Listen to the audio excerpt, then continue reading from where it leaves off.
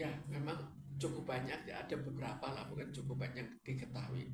Tapi itu kan sudah diketahui, yang diketahui saja kita tidak bisa mengejar. Bagaimana? Jadi, kalau memang kejaksaan mau mengejar dan dibantu oleh TNI untuk mengejar, kan itu menaikkan derajat negara, menaikkan bahwa negara sudah lebih canggih dalam memberantas korupsinya. Sekarang kan sudah cukup banyak ya koruptor-koruptor yang ya digugat apa, tapi belum sampai pada level yang lebih atas.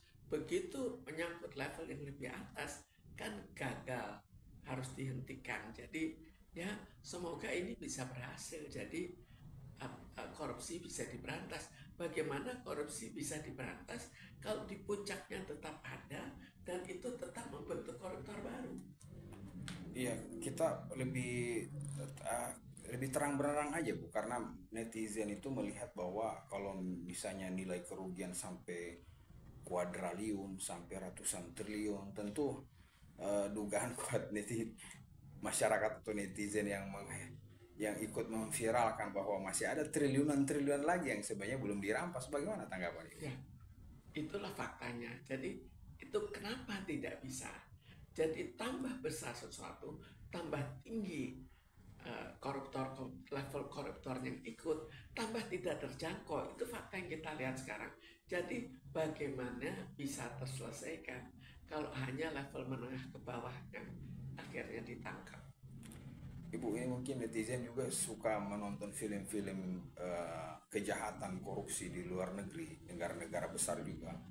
Itu muncul tanggapan ataupun komentar dari baik itu di YouTube, di TikTok gitu ya.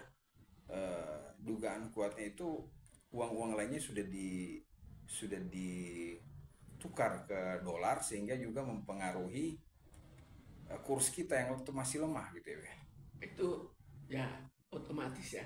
Coba kita bayangkan, kalau terlalu banyak diambil, maka otomatis ya ditukar karena uang dolar itu lebih kecil kan, atau mata uang asing yang lain, lalu juga emas, kan akhirnya itu dikubur, jadi bunker kan. Jadi Oh, iya. lalu bukan hanya itu, tapi ditaruh di bank-bank yang masih bisa ngumpetin uang orangnya. Oh, jadi memang ini sebenarnya bisa dikatakan hal klasik juga ya, Bia. Biasanya aset-aset yang dari hasil korupsi pun bisa ada juga di luar negeri gitu ya. Sudah Enggak, ditaruh.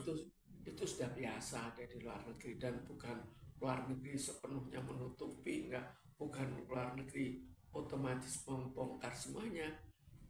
Ya, itu tidak terjadi karena uang mereka cukup besar, jadi orang tidak mau membongkar.